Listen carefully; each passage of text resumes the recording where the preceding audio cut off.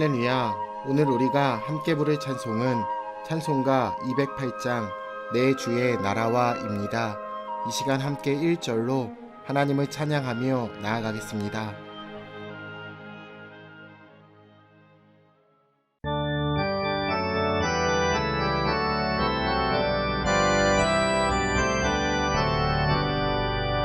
내 주의 나라와 주 계신 성전과 피 흘려 사신 교회를 늘 사랑합니다. 오늘 하나님이 우리에게 주시는 말씀은 디모데전서 5장 17절로 25절입니다. 잘 다스리는 장로들은 배나 존경할 자로 알되 말씀의 가르침에 수고하는 이들에게는 더욱 그리할 것이니라. 성경에 일렀으되 곡식을 밟아 떠는 소의 입에 망을 씌우지 말라 하였고 또 일꾼이 그 삭슬 받는 것은 마땅하다 하였느니라.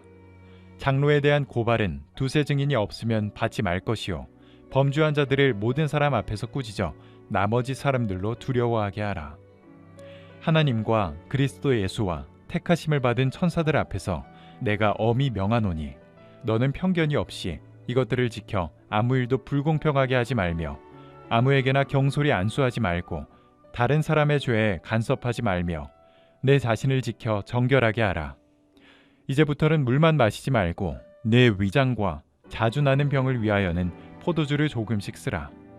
어떤 사람들의 죄는 밝히 드러나 먼저 심판에 나아가고 어떤 사람들의 죄는 그 뒤를 따르나니 이와 같이 선행도 밝히 드러나고 그렇지 아니한 것도 숨길 수 없느니라. 아멘. 디모데에게는 아마도 위장병이 있었던 것 같습니다. 본문을 보면 그의 질병이 목회와 크게 연관되어 있음을 알 수 있습니다.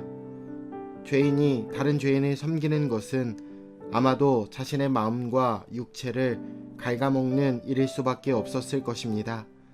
하지만 다른 사람을 위해 이렇게 희생하고 헌신한 이들을 통해 많은 사람이 예수님을 만나 생명을 얻고 또 그 길을 따라갈 수 있습니다.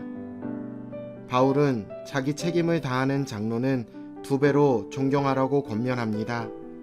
특히 말씀과 가르침에 수고하는 이들에게는 더욱 그렇게 하라고 강조합니다. 사실 말씀을 전하고 가르친다는 것은 단지 성경을 읽고 해석해서 교육시킨다는 것만을 의미하진 않습니다.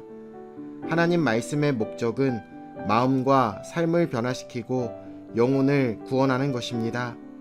그렇기에 다른 이에게 말씀을 선포하고 전하는 이들은 말씀을 온전히 이해할 뿐만이 아니라 삶으로 먼저 살아내기에 존경을 받기에 합당합니다.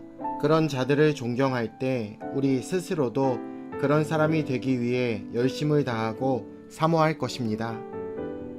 바울은 말씀을 전하고 가르치는 이들의 권위와 처우를 명확히 합니다. 목회자들은 사람들 앞에 서서 결정과 권면과 양육과 다스림을 감당해야 하기에 갈등과 시비에 쉽게 노출이 될 수밖에 없습니다. 바울 자신도 그랬고 디모데도 그랬던 것으로 보입니다.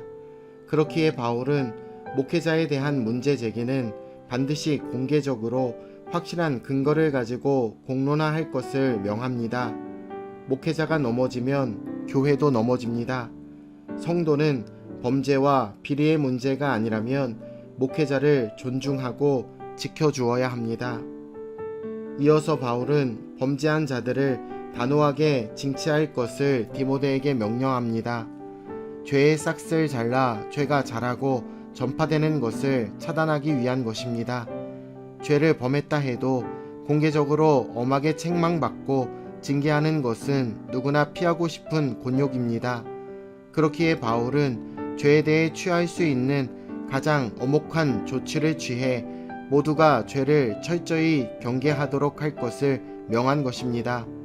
믿음의 공동체는 죄에 대해 단호해야 합니다. 바울은 디모데가 경계해야 할 2가지 태도를 이야기합니다. 그것은 바로 편견과 불공평에 대한 태도입니다. 목회자는 선입견이 없어야 하고 편파적이어서는 안 됩니다. 선입견과 편파적인 태도를 가지면 사람들을 부당하게 대할 수밖에 없습니다. 목회자가 누군가를 부당하게 대한다면 그의 영혼과 신앙은 흔들릴 수밖에 없고, 이는 천하보다 귀한 영혼을 망하게 하는 악한 일입니다. 디모데는 위장 장애와 다른 병들로 고생하고 있었던 것으로 보입니다. 이런 병들의 이유는 아마도 어떤 사람들의 죄와 그것이 미치는 악영향, 그리고 연소한 목회자로서 교회를 이끄는 것에 대한 부담 때문으로 추정됩니다. 이런저런 문제로 앞길이 너무 어렵다고 느껴지면 가장 명확한 것부터 해야 합니다. 그것은 원칙대로 하는 것입니다. 죄를 대적하고 선함은 격려하는 것입니다. 이런 원칙을 따라 살아갈 때 우리 삶도 경건의 길로 가게 될 것입니다. 목회자가 존경받는 이유는 감당해야 할 일이 그만큼 고되기 때문입니다. 그래서 바울은 어렵게 하지 말고 원칙대로 분명하게 판단하고 결정하라고 권합니다. 우리 신앙도 다르지 않습니다. 어려울수록 분명하게 해야 할 것을 주저하지 말고 하십시오. 신앙과 삶에서 다른 길은 없습니다.